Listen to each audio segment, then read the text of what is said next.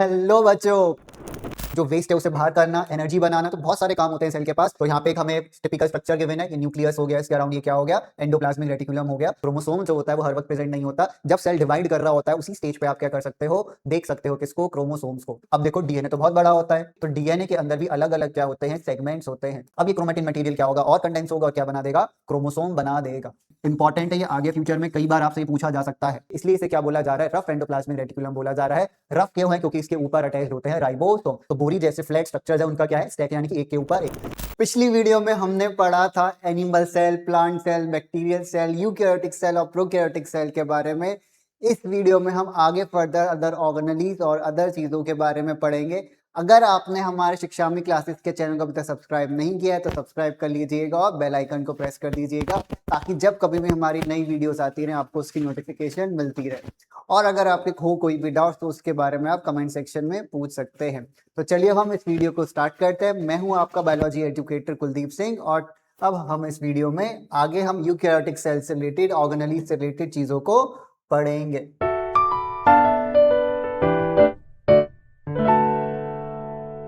Why do eukaryotic cells need these organelles? तो जो eukaryotic cells हैं उनको इन सेल ऑर्गेनेलीज या ऑर्गेनल्स की जरूरत पड़ी ही क्यों? तो यूकैरियोटिक सेल्स को बहुत सारे डिफरेंट फंक्शंस करने पड़ते हैं लाइफ प्रोसेसेस के लिए, ठीक, जैसे रेस्पिरेशन हो गया, डाइजेशन हो गया। तो उन सब को स्पेसिफिकली अलग अलग पार्ट्स पूरे करें, तो इसलिए क्या है, उनके पास ऑर्गेनेलीज प्रोवाइडेड हैं। ठीक, अलग अलग जो सेल ऑर्गेनेलीज हैं उनके अलग अलग फंक्शन होंगे, ठीक, जिसकी वजह से सेल के अंदर जो भी सारे लाइफ के लिए फंक्शंस है वो पूरे किए जा सके। तो ऑर्गेनेलीज का काम, अब बहुत सारे डिफरेंट काम होते हैं, जैसे नए मटेरियल्स को बनाना, ठीक, जो वेस्ट है उसे बाहर करना, एनर्जी बनाना, तो बहुत सारे काम होते हैं सेल के पास। तो इसलिए सेल के अंदर अलग अलग क्या है, डिपार्टमेंट्स कह लो, ठीक, ऑर्गेनल्स कह लो, जिसका काम क्या होगा, अलग अलग सेल के फंक्शंस को पूरा करना होगा। कोई डाइजेशन में हेल्प करेगा, कोई फोटोसिंथेसिस में हेल्प करेगा, ठीक, कोई खाना बनाएगा, कोई एनर्जी बनाएगा, कोई प्रोटेक्शन में हेल्प करेगा, ठीक, तो कोई एंजाइम्स बनाएगा, कोई प्रोटीन्स बनाएगा। तो बहुत ज्यादा डिफरेंट क्या होते हैं, फंक्शंस होते हैं। तो all organelles work together in a coordinated manner. तो जितने भी सेल ऑर्गेनलीज हैं या ऑर्गेनल्स हैं वो क्या करते हैं, कोऑर्डिनेटेड मैनर में क्या करेंगे, फंक्शन करेंगे, और उससे क्या होगा, सेल हमारा पूरा एक फंक्शनल यूनिट कहलाया जा सकता है। ठीक, cell can be compare to a tiny living factory. तो सेल को हम एक फैक्ट्री से कंपेयर कर सकते हैं जहां पे हर एक ऑर्गेनलीज का काम क्या होगा, एक स्पेसिफिक जॉब को परफॉर्म करना होगा। ठीक, nucleus house of coded instructions. तो न्यूक्लियस जो कि क्या है, जितने भी कोडेड इंस्ट्रक्शंस है हमारी बॉडी के, वो कहाँ पे स्टोर्ड है, सारे न्यूक्लियस के अंदर। ठीक, न्यूक्लियस के पास क्या होती है, डबल लेयर न्यूक्लियर मेम्ब्रेन होती है। तो न्यूक्लियस के पास क्या होती है, डबल लेयर न्यूक्लियर मेम्ब्रेन होती है। देखो न्यूक्लियस जो है वो यूकैरियोटिक सेल के पास प्रेजेंट है, प्रोकैरियोटिक सेल के पास वो नहीं होता। ठीक, क्यों, क्योंकि उसके पास ये मेम्ब्रेन एब्सेंट होती है। तो डबल लेयर जो न्यूक्लियर मेम्ब्रेन है ये किसके पास होती है, न्यूक्लियस के पास होती है। ठीक, इस मेम्ब्रेन में क्या होता है, पोर होता है, जिसे क्या बोला जाता है, न्यूक्लियर पोर बोला जाता है। उससे क्या होता है, इस न्यूक्लियर पोर से चीजें अंदर बाहर आ सकती हैं, किसके, न्यूक्लियस के। यानी कि न्यूक्लियस और साइटोप्लाज्म के बीच का कनेक्शन कौन मेंटेन करके रखता है, ये न्यूक्लियर पोर मेंटेन करके रखता है। ठीक है, तो यहाँ पे एक हमें टिपिकल स्ट्रक्चर गिवन है कि न्यूक्लियस हो गया, इसके अराउंड ये क्या हो गया, एंडोप्लाज्मिक रेटिकुलम हो गया। ठीक, उसके बारे में हमें बताया गया है। पेपर में बहुत ज्यादा इंपॉर्टेंट है, पेपर में न्यूक्लियस का डायग्राम पेपर में बनाने को आ जाता है। ठीक, तो एक बार हम थोड़ा सा डायग्राम देख लेते हैं। तो बेसिकली जैसा कि अभी हमने पढ़ा, कैसा होता है न्यूक्लियस, डबल मेम्ब्रेन होता है। तो इसकी अब हम दो मेम्ब्रेन बना देंगे और उसका एक बार डायग्राम हम देख लेते हैं। तो ये हो गया क्या, डबल मेम्ब्रेन स्ट्रक्चर किसका, न्यूक्लियस का। ठीक, तो न्यूक्लियस के बीच में देखो पोर्स भी मैंने इधर रखे हैं। तो न्यूक्लियस के बीच में क्या होते हैं, पोर्स। जो वॉल्स है न्यूक्लियस की, मेम्ब्रेन है, उसमें पोर्स होते हैं ताकि अंदर बाहर चीजें आ जा सके। ठीक, तो न्यूक्लियर पोर का यही काम है, कुछ भी अंदर बाहर जाना हो वो आ जा सके। यूकैरियोटिक सेल का जो न्यूक्लियस होता है उसके पास एक और स्ट्रक्चर होता है न्यूक्लियस के अंदर ही, ठीक, जहाँ पे बहुत डेंस स्ट्रक्चर होता है, जिसे क्या बोला जाता है, न्यूक्लियोलस। क्या बोला जाता है, न्यूक्लियोलस। तो न्यूक्लियर एनवेलप, न्यूक्लियर पोर, और ये जो अभी मैंने ये ब्लू कलर से बनाया है ये क्या होता है, न्यूक्लियोलस होता है। ठीक, और क्या प्रेजेंट होता है न्यूक्लियस के पास, हम जानते हैं न्यूक्लियस के पास क्या प्रेजेंट होता है, डीएनए प्रेजेंट होता है। ठीक, और डीएनए किस फॉर्म में प्रेजेंट होता है, क्रोमेटिन की फॉर्म में प्रेजेंट होता है। न्यूक्लियस के अंदर, न्यूक्लियस के अंदर जो लिक्विड भरा होता है, ठीक, उसे क्या बोलते हैं, न्यूक्लियोप्लाज्म बोलते हैं। क्या बोल देते हैं, न्यूक्लियोप्लाज्म। तो चलो अब मैं एक बार लेबल कर देता हूं, ये क्या हो गया, न्यूक्लियर पोर हो गया। ठीक, न्यूक्लियर एनवेलप, एनवेलप क्यों बोल रहे हैं, क्योंकि ये दो हैं। ठीक, तो न्यूक्लियर एनवेलप, क्रोमेटिन मटेरियल, या सिर्फ क्रोमेटिन भी आप लिख सकते हो, क्रोमेटिन। ठीक,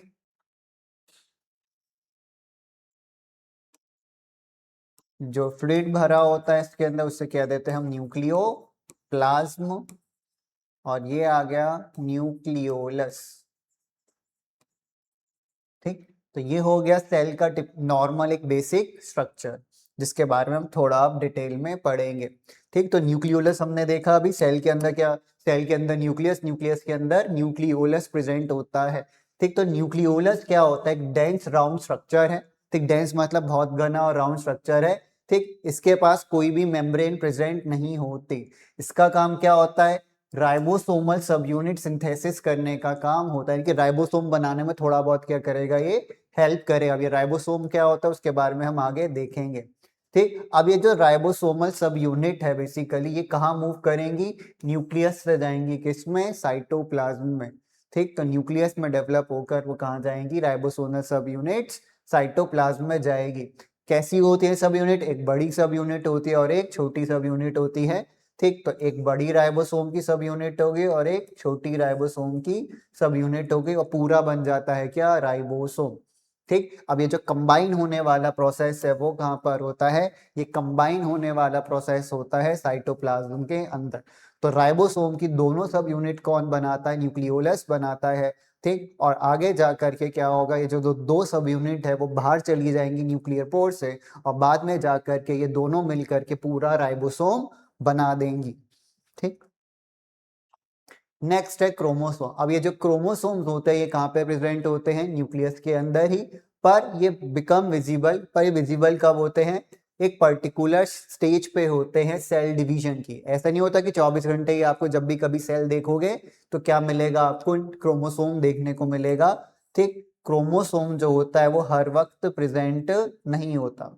क्रोमोसोम जो होता है वो हर वक्त प्रेजेंट नहीं होता। जब सेल डिवाइड कर रहा होता है उसी स्टेज पे आप क्या कर सकते हो, देख सकते हो, किसको, क्रोमोसोम्स को। ठीक, तो क्रोमोसोम न्यूक्लियस के अंदर होते हैं, रॉड शेप्ड होते हैं। ठीक, कभी कभी ये ऐसे भी दिखाए जाते हैं डिपेंडिंग अपॉन किस स्टेज पे है ये। ठीक, तो इस फॉर्म में भी क्रोमोसोम देखे जाएंगे, इस फॉर्म में भी क्रोमोसोम्स देखने को मिलते हैं। ठीक, अब इन क्रोमोसोम्स के पास क्या होता है, हेरिडिटरी इंफॉर्मेशन होती है। हेरिडिटरी इंफॉर्मेशन का मतलब वो इंफॉर्मेशन जो पेरेंट्स के डीएनए में है और एक जनरेशन से दूसरी जनरेशन क्या होती है, ट्रांसफर होती है। जैसे हमारे जो पेरेंट्स है बेसिकली उनका जो डीएनए था, ठीक, वो किसी ना किसी तरीके से हमारे अंदर आया। तो वो डीएनए है बेसिकली वो कहाँ स्टोर्ड होता है, डीएनए क्रोमोसोम्स में ही स्टोर्ड होता है। ठीक, जैसे कि ये वाला हमने डायग्राम देखा। ठीक, इस डायग्राम जो था पिछले वाले में यहाँ पे दिखाया गया था, अभी तो क्लियर हो गया वो। ठीक है, तो उसमें ही बताया गया था क्या, कि जो क्रोमोसोम्स होते हैं, देखो क्या है, डीएनए है। ठीक, क्या है, डीएनए होता है। डीएनए बेसिकली क्या होता है, रैप होता है, बहुत ज्यादा कॉइल्ड होता है, और कॉइल होकर के क्या बना देता है, वो क्रोमोसोम्स बना देता है। ये रैप किसके अराउंड होता है, प्रोटीन्स के अराउंड।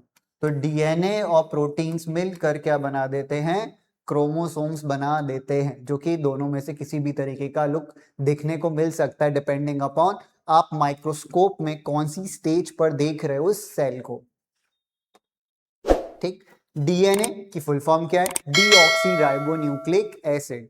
तो डीएनए पढ़ा था हमने, वायरस वाला जब टॉपिक पढ़ रहे थे, आरएनए भी पढ़ा था। आरएनए की फुल फॉर्म हो जाती है राइबोन्यूक्लिक एसिड, और डीएनए की फुल फॉर्म क्या हो गई, डीऑक्सीराइबोन्यूक्लिक एसिड। तो ये जो जेनेटिक मटेरियल है यही बनाता है क्या, क्रोमोसोम पे ये प्रेजेंट होता है। ठीक, इस डीएनए के अंदर इंफॉर्मेशन स्टोर्ड है कि हम दिखेंगे कैसे, हमारी आंखें कैसी का कलर क्या होगा, बालों का कलर कैसा होगा, स्किन कलर क्या होगा, ये सारी इंफॉर्मेशन कहाँ स्टोर्ड होती है, डीएनए के अंदर ही। कि अभी मैंने बताया क्रोमोसोम दो चीजों को मिलाकर बनते हैं, डीएनए और स्पेसिफिक प्रोटीन्स को मिला करके क्या बनता है, क्रोमोसोम बनता है। ठीक, अब देखो डीएनए तो बहुत बड़ा होता है, डीएनए क्या होता है, बहुत बड़ा होता है। ठीक, तो डीएनए के अंदर भी अलग अलग क्या होते हैं, सेगमेंट्स होते हैं। ठीक, डीएनए के अंदर अलग अलग सेगमेंट्स होते हैं, जिसमें से एक पर्टिकुलर सेगमेंट को हम क्या बोल सकते हैं, जीन बोल सकते हैं। क्या बोल सकते हैं, जीन। तो डीएनए का वो पार्ट जो कि क्या होता है, फंक्शनल है, फंक्शनल यानी कि जो एक पर्टिकुलर किसी फंक्शन को परफॉर्म करेगा। ठीक, आगे जाकर किसी प्रोटीन को कोड करने में हेल्प करेगा या आरएनए को कोड करने में हेल्प करेगा, उसी को हम क्या बोल देते हैं, जीन बोल देते हैं। ठीक, जैसे मेरी आंखों के कलर के लिए एक अलग जीन होगा, मेरी हाइट के लिए एक अलग जीन होगा। ठीक, स्किन के कलर के लिए मल्टीपल जीन्स भी हो सकते हैं। तो कभी कभी अलग अलग बहुत सारे जीन्स मिलकर भी एक फंक्शन कर रहे होते हैं, एक फीचर डिफाइन कर रहे होते हैं। खून लाल क्यों होता है, हीमोग्लोबिन की वजह से लाल होता है। हीमोग्लोबिन भी कौन बनाता होगा, डीएनए के अंदर जो इंफॉर्मेशन है उसी से बनता है हीमोग्लोबिन। ठीक, तो सारी इंफॉर्मेशन कहाँ स्टोर्ड है, डीएनए के अंदर, और डीएनए का एक फंक्शनल पार्ट को हम क्या बोल देते हैं, जीन बोल देंगे।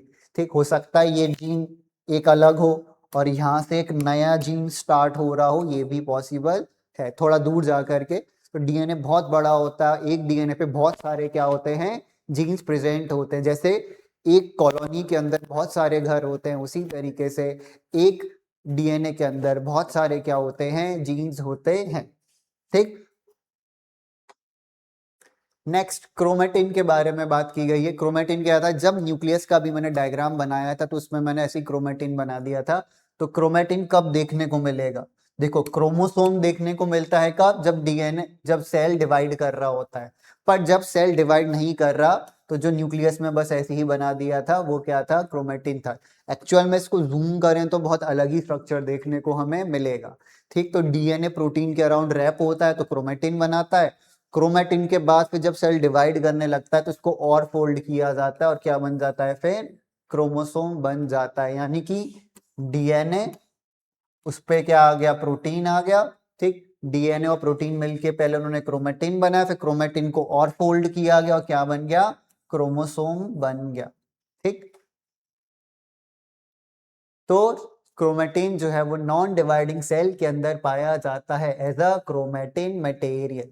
ठीक, appears as an tangled mass of thread like structure, ऐसा लगता है कि थ्रेड लाइक स्ट्रक्चर क्या है, प्रेजेंट है। तो सेल डिवीजन से पहले क्या होता है, क्रोमेटिन कंडेंस होता है, ऑर्गेनाइज होता है और क्या बना देता है, क्रोमोसोम बना देता है।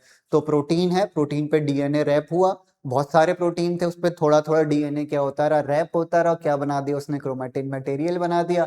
अब ये क्रोमेटिन मटेरियल क्या होगा, और कंडेंस होगा और क्या बना देगा, क्रोमोसोम बना देगा। ठीक, थ्रेड्स ऑफ क्यूरियोसिटी, तो एक छोटा सा टॉपिक मेंशन्ड है यहाँ पे रेड ब्लड सेल्स के बारे में, जिसके बारे में अब हम पढ़ेंगे। Some cells are specialized to perform specific function, तो हमारे सेल्स हैं उनको क्या किया गया है, अलग अलग सेल्स को अलग अलग फंक्शंस दिए गए हैं। ठीक, जैसे कि एग्जांपल में हमें किसके बारे में बताया जा रहा है, रेड ब्लड सेल्स के बारे में, आरबीसीज के बारे में। बेटा ये आईपीएल नहीं है, आरसीबी मत लिखाना पेपर के अंदर, क्या है ये, रेड ब्लड सेल्स है। ठीक, तो रेड ब्लड सेल्स के बारे में बोला गया है। तो रेड ब्लड सेल्स जब क्या हो जाते हैं, मैच्योर हो जाते हैं, उस कंडीशन के बारे में है। ठीक, mature red blood cells in humans do not have a nucleus. ठीक, तो ये क्या होते हैं, ई न्यूक्लिएटेड होते हैं। तो जब आरबीसी मैच्योर हो जाते हैं तो उनका न्यूक्लियस हो जाता है खत्म, इसलिए उसे क्या बोला जाता है, ई न्यूक्लिएट बोला जाता है। ठीक, तो एब्सेंस ऑफ न्यूक्लियस क्यों जरूरी है, तो आरबीसी के अंदर न्यूक्लियस इसलिए एब्सेंट होता है ताकि हेमोग्लोबिन के लिए ज्यादा से ज्यादा जगह बने। ठीक, ताकि क्या हो सके, ये क्या करे, ज्यादा से ज्यादा ऑक्सीजन को ट्रांसपोर्ट करने का काम करे।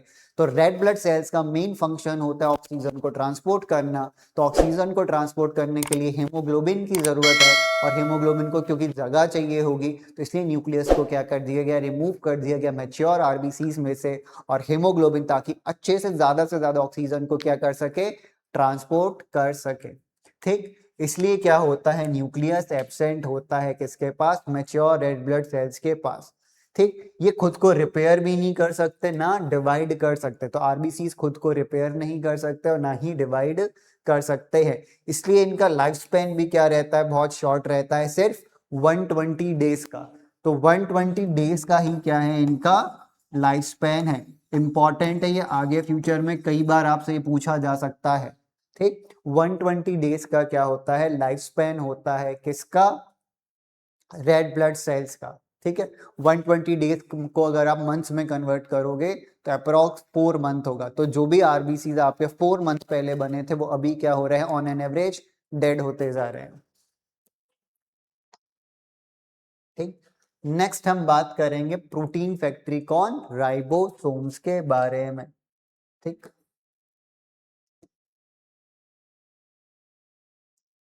तो राइबोसोम्स के बारे में बात करते हैं। एक बार हम डायग्राम देख लेते हैं।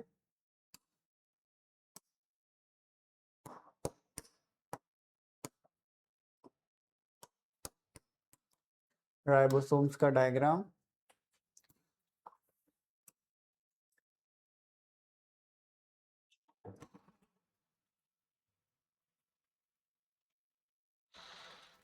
ठीक, राइबोसोम्स जो होते हैं बेसिकली, उनमें क्या होती है, 2 सब यूनिट प्रेजेंट होते हैं। अभी हमने पढ़ा एक स्मॉल सब यूनिट होती है और एक लार्ज सब यूनिट होती है। कौन बना रहा होता है इन सब यूनिट्स को, न्यूक्लियोलस बनाने में हेल्प करता है। ठीक, तो ये बाद में जाकर के क्या हो जाता है, राइबोसोम कंबाइंड हो जाता है। ठीक है, अब इसके बारे में पढ़ लेते हैं। राइबोसोम को क्या कहा जाता है, प्रोटीन फैक्ट्री कहा जाता है। तो क्योंकि प्रोटीन कहाँ बनेगा, राइबोसोम उनको प्रोटीन को बनाने में हेल्प करता है। ठीक, बहुत टाइनी सेल्यूलर स्ट्रक्चर्स होते हैं, कौन, राइबोसोम। ठीक, प्रेजेंट कहाँ होते हैं ये, प्रेजेंट साइटोप्लाज्म में फ्रीली देख सकते हैं, घूमते फिरते ऐसे। फ्रीली का मतलब ऐसे ही प्रेजेंट होंगे, बिना किसी से जुड़े, बिना किसी एक जगह पे फिक्स्ड अटैच्ड नहीं होंगे। ठीक, और अटैच्ड कहाँ पे हो सकते हैं, एंडोप्लाज्मिक रेटिकुलम पे क्या हो सकते हैं, अटैच्ड हो सकते हैं। तो 2 जगह हो गई, एक तो हो गया साइटोप्लाज्म और एक हो गया एंडोप्लाज्मिक रेटिकुलम।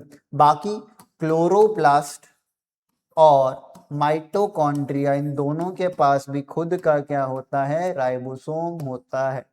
ठीक, क्लोरोप्लास्ट और माइटोकॉन्ड्रिया, इन दोनों के पास ही क्या प्रेजेंट होता है, खुद का राइबोसोम प्रेजेंट होता है। तो साइटोप्लाज्म में फ्रीली मिल गया, एंडोप्लाज्मिक रेटिकुलम पे अटैच्ड हो गया, और क्लोरोप्लास्ट और माइटोकॉन्ड्रिया के अंदर भी क्या होगा, प्रेजेंट होगा।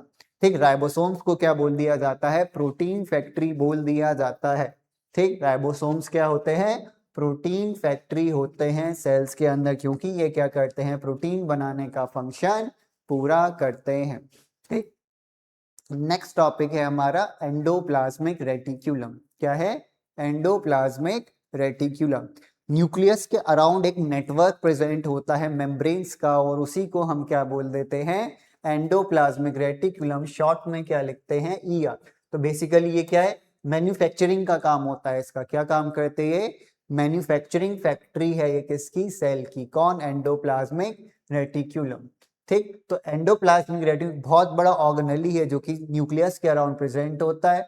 ठीक, इसका काम क्या होता है, बहुत सारे डिफरेंट डिफरेंट फंक्शंस करता है। प्रोटीन सिंथेसिस करना, लिपिड्स या फैट्स का सिंथेसिस करना, हार्मोन्स बनाना, कुछ पर्टिकुलर फंक्शंस, कुछ पर्टिकुलर सेल्स होते हैं जिनका काम होता है हार्मोन्स बनाना। और क्या करते हैं ये, प्रोटीन, लिपिड्स और हार्मोन्स को सेल के अंदर ही ट्रांसपोर्ट करने में हेल्प करते हैं। कौन, एंडोप्लाज्मिक रेटिक्यूलम। ठीक, इनका जो स्ट्रक्चर है वो डिफरेंट डिफरेंट रह सकता है डिपेंडिंग अपॉन इनका फंक्शन। ठीक, अब ये 2 टाइप के होते हैं, बहुत ज्यादा इंपॉर्टेंट है, पेपर में पूछा जाता है कितने टाइप के एंडोप्लाज्मिक रेटिक्यूलम होते हैं। तो एंडोप्लाज्मिक रेटिकुलम के मेजर 2 टाइप होते हैं, रफ एंडोप्लाज्मिक रेटिकुलम और smooth endoplasmic reticulum. Rough endoplasmic reticulum जो होता है, ठीक, वो रफ होता है किस कंडीशन में, हम जब माइक्रोस्कोप में देखते हैं, इलेक्ट्रॉन माइक्रोस्कोप में देखते तो ऐसा लगता है उसकी सरफेस क्या है, रफ है। ठीक, इसलिए इसे क्या बोला जा रहा है, रफ एंडोप्लाज्मिक रेटिकुलम बोला जा रहा है। रफ क्यों है, क्योंकि इसके ऊपर अटैच्ड होते हैं राइबोसोम। तो मान लो किसी सरफेस पे अगर मैं क्या कर दूं, कुछ भी छोटी छोटी चीजें लगा दूं, तो इसकी सरफेस अब मैं छूंगा तो कैसी लगेगी, मुझे रफ लगेगी। ठीक, तो इसी वजह से ये इन्हें क्या कहा जाता है, रफ एंडोप्लाज्मिक रेटिकुलम कहा जाता है। इनका काम क्या है, राइबोसोम है, तो राइबोसोम का काम क्या होता है, प्रोटीन बनाना। तो रफ एंडोप्लाज्मिक रेटिकुलम का फंक्शन क्या होता है, प्रोटीन को सिंथेसिस करना और सिक्रीट करने का काम करता है। ठीक, ये बहुत ज्यादा डेवलप्ड होते हैं कुछ सेल्स में, जैसे कि पैनक्रियाटिक सेल्स के अंदर बहुत ज्यादा क्या होते हैं, ये डेवलप्ड होते हैं। कौन, rough endoplasmic reticulum. Pancreatic cells यानी कि पेनक्रियास जो कि एक ऑर्गन है हमारा, स्टमक से नीचे प्रेजेंट होता है। ठीक, उधर क्या होते हैं, बहुत ज्यादा प्रेजेंट होते हैं। ठीक, स्मूथ एंडोप्लाज्मिक रेटिकुलम के बारे में बात करें तो स्मूथ एंडोप्लाज्मिक रेटिकुलम के पास राइबोसोम क्या होता है, एब्सेंट होता है। अब देखो रफ एंडोप्लाज्मिक रेटिकुलम के पास क्या था, राइबोसोम प्रेजेंट था, इसकी उसकी सरफेस क्या थी, रफ थी। पर इसके पास क्या होता है, स्मूथ एंडोप्लाज्मिक रेटिकुलम के पास कोई भी राइबोसोम प्रेजेंट नहीं होता, जिसकी वजह से इनकी सरफेस जो होती है वो क्या होती है, स्मूथ होती है। कब, जब इलेक्ट्रॉन माइक्रोस्कोप में हम देखें। ठीक, अब इनका काम क्या, आप देखो इन पर राइबोसोम तो है नहीं, तो ये प्रोटीन तो नहीं बनाएंगे, तो फिर क्या बनाएंगे, ये लिपिड्स बनाएंगे, फैट्स बनाएंगे और हार्मोन्स को बनाने का काम करेंगे। कौन, स्मूथ एंडोप्लाज्मिक रेटिकुलम। तो प्रोटीन किसने बनाया, रफ एंडोप्लाज्मिक रेटिकुलम ने बनाया। स्मूथ एंडोप्लाज्मिक रेटिकुलम ने क्या बनाया, लिपिड्स बनाया। तो दोनों मिलकर क्या कर, ये क्या कर रहे हैं, एक तरीके से देखा जाए सेल मेम्ब्रेन के डेवलपमेंट में भी यही दोनों क्या करेंगे, हेल्प करेंगे। क्यों, क्योंकि सेल मेम्ब्रेन जो होती है वो प्रोटीन और लिपिड्स की मिलकर बनती है। ठीक है, नेक्स्ट हम देख लेते हैं किसके बारे में, गोल्जी एपरेटस के बारे में। तो गोल्जी एपरेटस का स्ट्रक्चर बहुत ज्यादा सिंपल है, इसका एक बार डायग्राम आप देखना।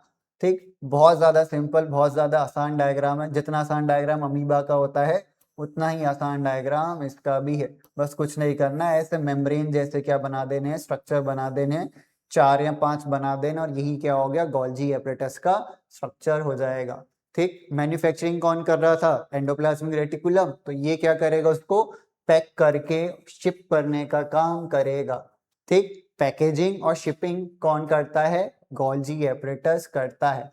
तो एक तरीके से स्टैक है, स्टैक का मतलब एक के ऊपर एक, किसका, फ्लैटेड, बहुत सारे यानी कि फ्लैट स्टैक लाइक यानी कि बोरी जैसे स्ट्रक्चर्स है। तो बोरी जैसे फ्लैट स्ट्रक्चर्स है, उनका क्या है, स्टैक यानी कि एक के ऊपर एक।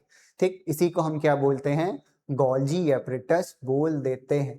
ठीक, ये फंक्शनली कनेक्टेड है, इसके बहुत फंक्शंस जो है वो लिंक्ड है किससे, एंडोप्लाज्मिक रेटिकुलम से, सेल मेम्ब्रेन से और कुछ अदर सेल ऑर्गेनेल्स से भी लिंक्ड है। तो एक तरीके से कैसा एक्ट करता है, पोस्ट ऑफिस की तरह एक्ट करता है, पैक करता है, शिप करता है। ठीक, तो इसके फंक्शंस के बारे में हम बात करें, प्रोटीन और लिपिड को मॉडिफाई करना। तो एंडोप्लाज्मिक रेटिकुलम में जो बने थे क्या, प्रोटीन्स या लिपिड्स, तो वो यहाँ भेजे जाते हैं। तो यहाँ उनको क्या किया जाता है, मॉडिफाई किया जाता है, किसको, प्रोटीन्स और लिपिड्स को। ठीक, और फिर जहां भी उनको ट्रांसपोर्ट करना होता है, सॉर्टिंग करनी होती है, बेसिकली उसको सॉर्ट आउट कर दिया जाता है।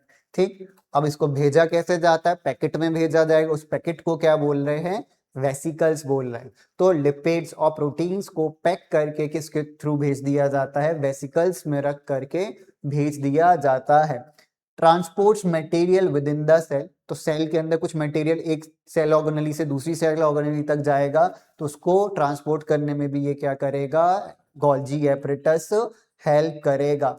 Secretes material outside the cell, तो मटेरियल कोई सेल के अंदर बना, उस मटेरियल को सेल के बाहर भेजना है, तो वो भी कौन करेगा, पैक करके मॉडिफाई करके यही भेजने का काम करेगा। कौन, गोल्जी एपरेटस।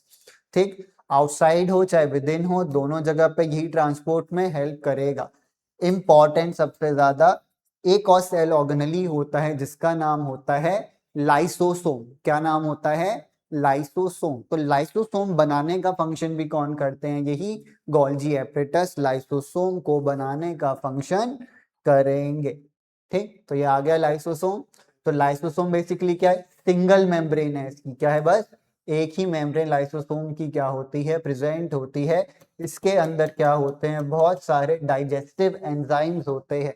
इन डाइजेस्टिव एंजाइम्स का काम क्या होता है, कार्बोहाइड्रेट यानी कि कार्ब, प्रोटीन्स और लिपिड्स को डाइजेस्ट करने का काम होता है।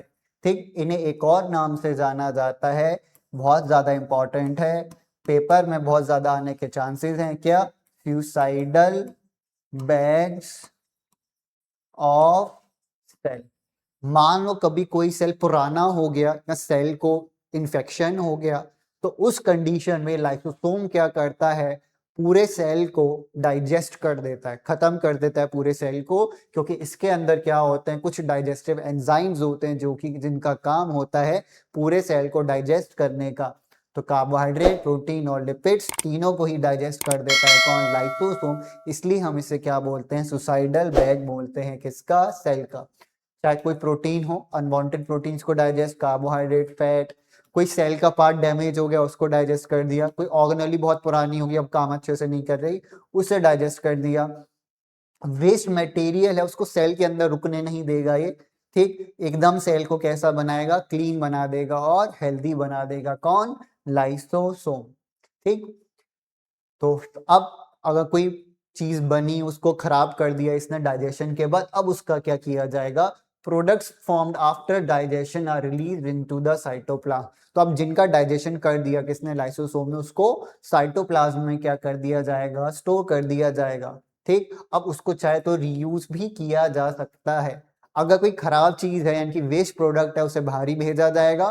ठीक, ये नॉर्मल कंडीशन में बात हो रही है, यानी कि सेल अभी हेल्दी है पर सेल के अंदर कुछ चीजें क्या हो गई हैं, खराब हो गई हैं, तो जो खराब हो गई हैं उसको डाइजेस्ट कर दो। उसकी जरूरत हो, जैसे होता है ना, कभी घर होता है, घर पुराने हो जाते हैं, उसकी ईंटें हम ले लेते हैं, तोड़ देते हैं, फिर उन ईंटों को या तो बेसमेंट नीचे नींव रखने में यूज कर लेते हैं, बेस में यूज कर लेते हैं, या उस ईंटों को कहीं और हम शिफ्ट कर देते हैं, बेच देते हैं। ठीक, उसी तरीके से सेल अगर हेल्दी है पर उसके अंदर कुछ खराबी हो गई है तो कोई पर्टिकुलर सेल ऑर्गेनली की चीजों को निकालकर कहीं और यूज कर लिया जाएगा। हाँ, अगर कोई वेस्ट प्रोडक्ट है तो उसको क्या कर दिया जाएगा, सेल के बाहर छोड़ दिया जाएगा। ठीक, तो थ्रेड्स ऑफ क्यूरियोसिटी एक टॉपिक है हमारा छोटा सा, उसके बारे में हम पढ़ते हैं। Human sperm cells contain lysosomal enzymes. तो ह्यूमन के जो स्पर्म सेल्स हो गए बेसिकली, ठीक, उनके पास क्या होता है, लाइसोसोमल एंजाइम होता है। तो मेल्स जो होते हैं हम जानते हैं, मेल्स के अंदर क्या प्रेजेंट होते हैं, स्पर्म सेल्स प्रेजेंट होते हैं। तो स्पर्म के सेल का देखो, स्पर्म सेल भी तो एक सेल ही है, तो उसके पास भी लाइसोसोम होगा। तो स्पर्म के सेल के अंदर जो लाइसोसोम होता है, ठीक, उसके पास जो एंजाइम होते हैं वो हेल्प करेंगे, किसमें हेल्प करेंगे, जब स्पर्म जो होगा वो एग के पास जाएगा। मान लो एग है, एग के पास क्या गया, स्पर्म गया। तो जब एग के पास यानी कि ओवम के पास क्या होगा, स्पर्म जाएगा। ठीक, ओवम के पास जब स्पर्म जाएगा तो क्या करेगा, लाइसोसोमल एंजाइम बहुत हेल्प करेगा, किसमें हेल्प करेगा, ये जो एग की वॉल है, बाहर वाली बाउंड्री है, अब इस स्पर्म को क्या करना है, एंटर करना है किसके अंदर, एग के अंदर। तो ऐसे तो एंटर कर नहीं जाएगा, तो ऐसे केस में क्या होगा, जो एंजाइम होगा, कि स्पर्म क्या करेगा, कुछ एंजाइम रिलीज करेगा और ये एंजाइम रिलीज करके इसके अंदर क्या कर जाएगा, एंटर कर जाएगा, जिसके बारे में हम डिटेल में पढ़ेंगे किसमें, चैप्टर 11 के अंदर, रिप्रोडक्शन वाले चैप्टर के अंदर हम पढ़ेंगे इसके बारे में डिटेल में। ठीक, नेक्स्ट टॉपिक है हमारा माइटोकॉन्ड्रिया। ठीक, नेक्स्ट टॉपिक है माइटोकॉन्ड्रिया। ठीक, इस माइटोकॉन्ड्रिया के बारे में हम नेक्स्ट वीडियो के अंदर डिस्कशन करेंगे।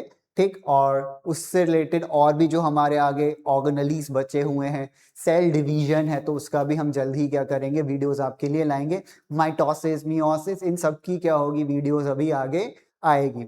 अगर आपको कोई डाउट हो तो आप उसके बारे में कमेंट सेक्शन में पूछ सकते हैं हमसे। इस ये जो कंटेंट है आपका, जो पीपीटी है आपको, या हमारे व्हाट्सएप चैनल के अंदर या फिर शिक्षामी क्लासेस के टेलीग्राम चैनल के अंदर आपको मिल जाएगी। अगर फिर भी आपको कोई दिक्कत हो तो आप कमेंट सेक्शन में पूछ सकते हैं कि आपको नोट्स या जो भी स्लाइड्स वगैरह हैं वो आपको नहीं मिल रही हैं या डाउनलोड नहीं हो रही, कोई भी दिक्कत हो प्लीज हमें बताइएगा। ठीक, अगर आपने हमारे शिक्षामी क्लासेस के यूट्यूब चैनल को सब्सक्राइब नहीं किया तो सब्सक्राइब कर दीजिएगा, बेल आइकन को प्रेस कर दीजिएगा। मिलते हैं आपसे नेक्स्ट वीडियो के अंदर। Till then keep practising. All the best.